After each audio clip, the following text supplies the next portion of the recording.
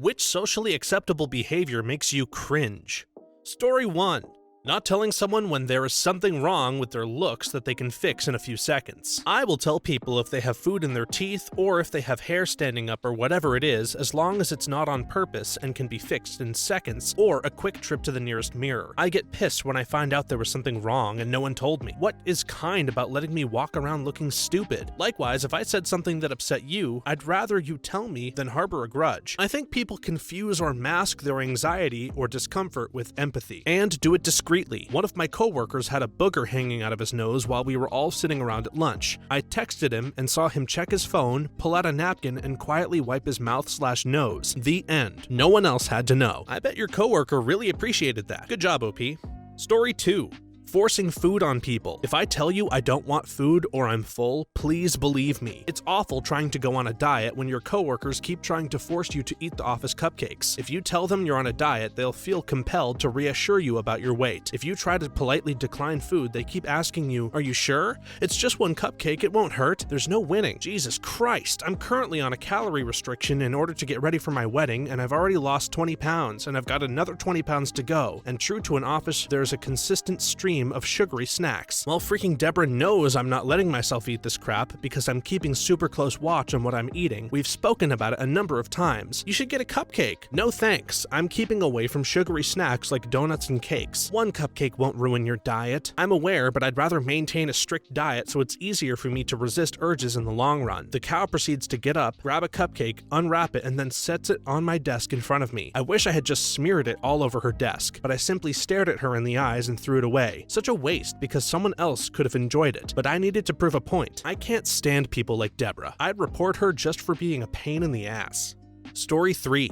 The culture in retail where someone can complain about some small slight or small defect that doesn't affect anything in the slightest, and corporate will bend over backwards rewarding the customer and punishing the employee for following the rules they set in the first place. You know, it's wild to think about how retail businesses handle customer complaints. On one hand, they want to keep their customers happy and have a good rep, but on the other hand, the employees who are just doing their job according to the company's rules end up getting the shaft. It can be tough for employees who have to enforce company policies, especially when they know a simple customer complaint can lead to trouble. And let's be real, no one wants an unhappy customer. But it's a double-edged sword, isn't it? Finding the right balance between pleasing customers and treating employees fairly is no easy feat.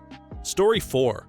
I don't know if anybody has said this yet, but talking bad about service workers? Sure, working at Denny's or McDonald's isn't the most glamorous or stable job, but it's still a job. If you're going to put these people down, you don't deserve your drunken stack of flapjacks at 3 in the morning. The same goes for gas station attendants, janitors, cabbies, cashiers, waiters, and any other job that can land you under minimum wage. If you don't respect the person performing a service, you shouldn't get the service. Period. Totally agree. In high school, I worked at McDonald's and I couldn't believe how horrible some people treat you for working in fast food, especially a grown adult treating a high school kid that way. Now that I'm an adult with a child of my own, I teach him to always respect people at those places, especially if you don't want your food spit into. Story 5. Speaking ill of your significant other constantly. If they're so awful, why are you with them? I wouldn't be with someone I had cause to speak poorly of, and I certainly wouldn't want my SO to be moaning about me every day. As a 31-year-old single person, it drives me insane when people my age tell me, "Dude, you're so lucky you're single. Stay single as long as you can." Like, no, still being single in your 30s kind of sucks sometimes. Believe it or not, it's your own fault you are miserable in your relationship. I've recently run into this at work. I started this new job and am slow to get to know people. I ate lunch with some coworkers a few days ago, and a woman who had been married for 1 year started bashing the fact that when her and her husband were on vacation, he wanted to go to a niche museum to look at something he's passionate about while she wanted to sit on the beach. I was upset about it for the rest of the day. God forbid you have a husband with interests and hobbies who wants to indulge in a one-time chance to see a museum devoted to his hobby. Story 6. We have one child. She is 6. People constantly ask me if I'm having another. I say sure and leave it at that. Then it becomes, why haven't you had one yet? Is it you? Does your husband not want any? I'm polite still and say, it just hasn't happened yet, but thanks. Then it's followed with, why though? She's big already. You don't want a large gap? Have you been trying? Seriously, I hate that I'm too polite to tell the truth, that I've had 6 miscarriages already, so just leave me alone about it. Man, people can be so nosy and pushy, can't they? It's like they just can't help but ask about having more kids. And I get it, having one kid can make people curious, but dang, the follow-up questions can get intense, especially for someone who has been through as much as you have. Story 7. Telling people they're too thin. The word usually used is skinny, and the tone is usually disgust. Oh my god, you're so skinny. I once overheard two female coworkers having a loud, purposefully loud conversation about my weight. One of them remarked, "He's handsome, but he's way too skinny now." I don't know if it's the same for women, but as a man, I've taken some real stuff for my weight. It seems like it might be an American thing as well, because 6'1" and 175 pounds is perfectly healthy by all medical standards, but that's when I get the most comments about it. I'd lost 20 or so pounds of pure fat, but instead of feeling more confident, I ended up more self-conscious. That's pretty messed up. The only person who's allowed to tell me I'm too skinny is my mother, as she passes me another slice of pie. It's so strange how people feel the need to comment on others' bodies, isn't it? Like, who are they to judge what's too thin or skinny? It's almost like a societal norm to throw around the word skinny with a disgusted tone. And let's be real, it's not just a casual observation. It's often a deliberate attempt to make the person feel self-conscious. It's tough enough to feel good about yourself, but having people make comments like that just makes it harder. Story 8. I'm not sure if this is socially acceptable, but it happens way too much. If you are waiting for a subway, tram, train, bus, whatever, and it arrives at the station, let the people who need to get off before you get on. Don't stand right in front of the doors and block them. I take the subway very often, and I encounter this way too much. Just stand to the side. It's not hard. Oh man, isn't it just the worst when you're waiting for public transportation and people can't seem to understand basic manners? Like, hello, if you're waiting for the train and it arrives at the station, step aside and let the people who need to get off. It's not rocket science, and it's not a difficult concept, but it's amazing how often it's ignored. If only everyone would follow this one simple rule, the world would be a better place. Story 9. Asking people about their marriage/procreation plans at social events. Like, WTF, that's deeply personal, and you never even know if people aren't trying but having trouble conceiving. I love just giving extremely inappropriate responses back. Well, we'd love to have kids, but my wife just prefers that I finish in her mouth, so can't do anything about that. Here in India, people would ask you when you're going to get married and pop some kids out once you hit 20. My landlord's wife asked me to attend a wedding because some dude might find me attractive and would ask me to marry them. Like women. WTF. Story 10. Playing your music at full blast from a speaker when you're in public. Yeah, a lot of people find it annoying, but the fact that so many people can do it and not be embarrassed means it's becoming socially acceptable. I am so sick of people letting their kids watch YouTube videos on full volume in public. Give your kids some bloody headphones. Story 11. Spitting. The pool I work at gets a lot of people from China who are constantly spitting on the side of the pool and in the water. Story 12. Spending all of your time on your phone, especially if you have kids. I saw a man at Starbucks with his 2 young sons and he was on his phone the whole time. His kids were trying to talk to him and he wasn't responsive. One kid asked him, "Dad, 0 times 1 equals 1, right?" And the dad responded, "Yeah, sure," without looking up. The only time the dad engaged with his kids was to tell them to stop being disruptive, like repeatedly touching the disability access button to open the cafe door. Maybe your kids are disruptive because you're not talking to them. Story 13. I once dated a girl who died of an unknown reason. Aneurysm, mild heart attack, we didn't yet know. Within a couple of weeks, I was at work, and across a quiet, crowded room of mostly strangers, a mutual work friend asks, "Hey, did they find out what happened with my girlfriend who just died tragically at a relatively young age?" Keep in mind, we're talking about an adult in their 30s who should know better. Just because the question sounds innocent doesn't mean that it's okay to ask one of the people closest to the deceased, who's still in mourning, in front of a bunch of strangers at work. Gosh, that's just so insensitive and thoughtless. Asking someone about the death of their loved one, especially in a public setting, is just not okay. It's like people forget that it's a real human being who has passed away, not just a news story or a topic of gossip. And for the person who is grieving, it's just a painful reminder of their loss and can bring up a flood of emotions. People need to show more empathy and understand that there are certain topics that are off limits in polite conversation. Losing a loved one is a deeply personal experience and it should be treated with the respect and dignity it deserves. It's not a time to satisfy someone's curiosity or to make small talk. Just a simple "I'm sorry for your loss" would have been more than enough in that situation.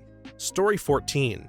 This seems to be mostly a baby boomer generation thing, but arguing with people at stores and restaurants, etc. when the workers do not bow down, bend the will of the universe, and change the rotation of the earth for you. Here's a hint, idiots. It's called the heliocentric model because the earth revolves around the sun, not you. I seriously hate this. My husband's grandparents, they're baby boomers, are the nicest people until we get in a restaurant. It's like they expect the waiter/waitress to do flips to please them, and if something gets screwed up in the kitchen, takes too long, wrong or something like that, they won't tip and will continue to complain about it throughout the whole meal. On a good day, I've seen them leave $2. We always pick up the tip and give them a little extra when we go out with them because honestly, it's embarrassing how rude they are, especially his grandmother.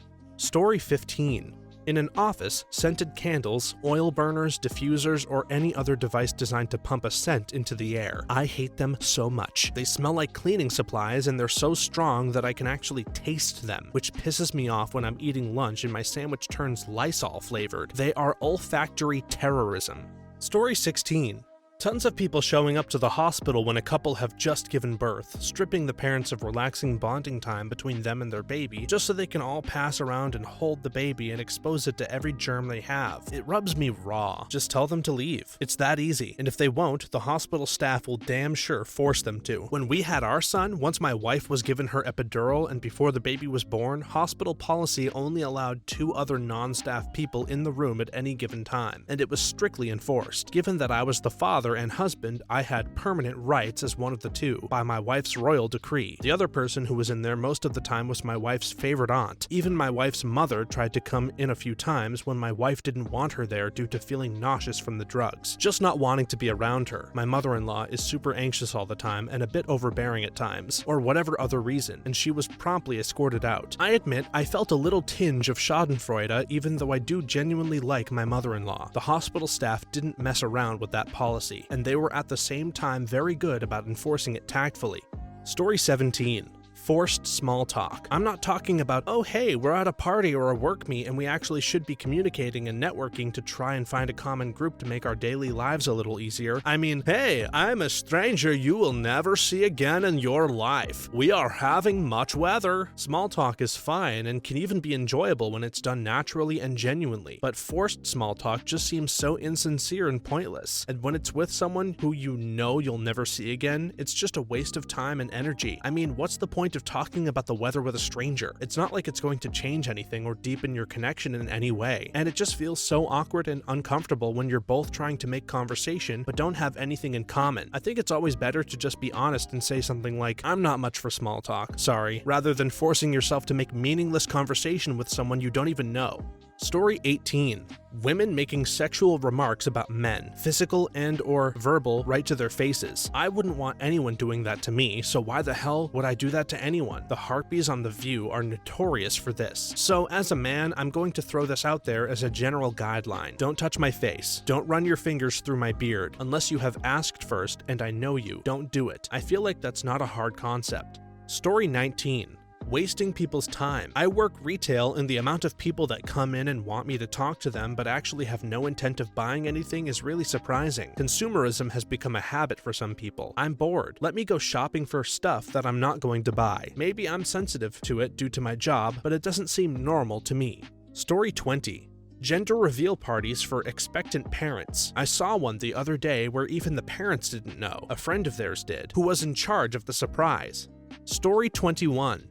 A lot of the photos people take, especially most selfies. Every time I see some girl with a stone-dead bored look on her face pull out her phone and instantly put on a massive smile and cock her head to some weird angle, I get uncomfortable. Even worse if she has to attempt it multiple times. The worst is when I personally am in someone's photo and told to smile and the pic is not taken immediately. I can smile and look pleasant quickly for a nice picture, of course, but there is something just so repulsive and soul-crushing to me about having to stand frozen in the same position, with the same frozen facial expression for a minute or two while someone messes around with their camera or does multiple redos. As a result of this, in many pictures of me, I will have some weird face on because after a certain brief window, I just have to start changing it and making it silly or else I'll die. People who can stand there with the same fake smile for a really long time are inhuman to me. Don't even get me started on fake smiles in photos. The whole process of posing and trying to maintain the same expression for minutes on end is just so draining. I get it. You want a nice pic, but come on, if I have to smile for too long, I just can't help but start making silly faces to relieve the tension. Story 22. people making an effort to be different for the sake of being different, dressing strangely and liking things simply because of how obscure they are, acting pretentious about it, being condescending towards people who don't share the same obscure tastes as you, in short, hipsters. These same people get offended when people stare at them because of the outlandish way they are dressed. If you don't want to be stared at, maybe rethink wearing the black lace corset, booty shorts, and opera glove combination whenever you take your dog for a walk. Story 23. I'm in college, so basically anything that the frats or sororities do. Encouraging excessive binge drinking, hazing, ostracizing people for not dressing or acting exactly like everyone else, partying until 3 a.m. on a goddamn Tuesday. The fact that these groups are considered respectable organizations is an absolute joke. My parents tried to get me into a fraternity when I enrolled. I told them under no circumstance would I ever join a fraternity. I got enough of the brotherhood stuff at the private school I attended and made me gag. Oh, but they aren't like what you see on TV. Well, I doubt they just pull that out of thin air unless a significant amount are. Story 24. Being on your phone constantly. I know I sound like an old bore, I'm 28, but it's really getting scary. I see men using their phones while at the urinal. You really couldn't pull yourself away from your phone to take a piss? I see people on busy city streets bumping into one another, meandering around, walking super slow, failing to open or hold open doors, and just being general jackasses because they're texting, taking pictures on Facebook, reading a book. I look at cars and the drivers are staring down. The passengers too. I see people in the lunchroom, a group of 6 all sitting in silence staring at their phone. I understand using your phone when you are alone and stationary, but if you can't walk, drive, or socialize without staring into your phone, it's a problem. Honestly, what on Facebook is so important that you need to stare at it while walking from the train to work? Why can't you just walk? Are you really that bored? Addicted? Do you care that you're blocking people behind you? I don't get it. It doesn't matter the age. I find older folks are even worse because they suck at using their phones.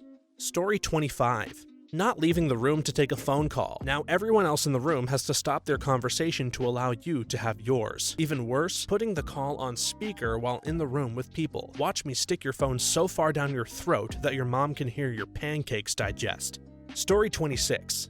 Friends taking the liberty to take pictures or videos of you when you're just trying to enjoy their company, then posting them on Snapchat or something. I'm just hanging out with a group of friends when one of them all of a sudden is recording me taking a drink or discussing something or laughing. Whatever. Then they post their night out on Snapchat so some randos can see that they have friends and fun times. Now a bunch of people are watching a recording of me that I did not sanction. Point is, I generally don't want my image on social media and I don't want a recording of how I'm spending my time. I've asked friends to please not stick a phone in my face and they think that's strange and that I'm being idiosyncratic. They don't understand how intrusive it is. Story 27. Overt public displays of affection, especially when you're out in a group. I don't mean a kiss or a hug or holding hands. Whatever, it's weird if you don't do that even a little. I'm talking full-on baby voice, talking filth, making out levels of public affection. Bro, you can slobber all over each other and rub genitals in the comfort of your own home. I was under the impression we were here to be sociable. It takes a lot of emotional effort for me to be outside. I did not expand this effort to watch you dry hump in public. I feel like if your relationship can't handle not being all over each other for a few measly hours, your relationship is fragile. And the pet names, every time my flatmates get home, there's this shrieking chorus of babe squawk. I have the urge to pair their liver with a nice Chianti every time I hear it. I never see people in stable relationships act like this. In my anecdotal experience, granted, I'm mentally ill and deeply uncomfortable with genuine emotion, but slobbering like that seems more like pantomime than genuine. Story 28. Not telling people if they smell, but instead talk behind their back. When I was hypomanic, one summer I slept around a lot and encountered an Australian guy in London that was good looking and muscular. However, he had a weird chemical mixed with BO smell about him, which I think was meth. He was upset when I failed to hook up, so I told him, "It is likely because you smell. You're good looking and muscular, but you smell." I said I overlooked it because he was hot. It upset him a lot, but I felt he needed to know so he could correct it. He of course didn't want to see me again, and I was fine with that because he smelled. Yes, I know this story is all kinds of wrong, and I no longer drink or use Grindr or ever do drugs, and I am medicated for my bipolar. My point is, people need to know if they smell. They may hate you for telling them, but you're doing them a favor. Story 29. Antagonizing professors in the most impertinent and aggressive manner possible. I'm exasperated with the pugnacious students who accost a professor outside of the classroom with the intention of humiliating them for having a dissenting political view to the current student consensus, and it's always filmed and uploaded to YouTube within minutes after the altercation has diffused. You are there to learn. You're there to be challenged by conflicting opinions and ideas from a variety of perspectives. You do not comport yourself with such indignity that you're screaming in someone's face with a bombardment of rhetoric because the professor had the audacity to set too many male writers on the curriculum this year. You look deranged. In a similar view, non-traditional students, over the age of 24, but for the most part parents with now independent children, view themselves as social equals with the professor, and so will hold up class to get into a pointless argument. Professor claimed they were late in getting the assignments graded. 40-year-old Karen snarks why we need to get homework done on time if the teacher can't grade on time. Story 30. Loud, extensive phone conversations. I was at the gym recently, and the only free machine was next to a dude who's on the phone, earbuds with mic. It's a pretty loud conversation due to the fact that all the machines are full and pumping, but I grin and bear it. I have full-blown big-ass Sennheiser headphones and can still hear him clearly. 7 minutes into my exercise, he's getting louder, almost like an argument. I just look at him in awe and disbelief. I stare deeply into his soulless eyes until his eyes meet mine. He looks at me for a second and then tells the person on the phone he will be back. He proceeds to go into a glass vestibule and pace on the phone for the remainder of my 40-minute workout. This goes for taxi drivers and the bus as well. I see it nearly daily. How thick and socially unaware do you have to be to do this? Whew, some of these stories have me riled up. Thanks for watching until the end. If you have a story you'd like to share, please leave it in the comments below. Then be sure to like this video, subscribe, and hit that notification bell so that you know when our next video is available. For more videos like this one right now, please stop by our channel. Thanks again, and see you next time.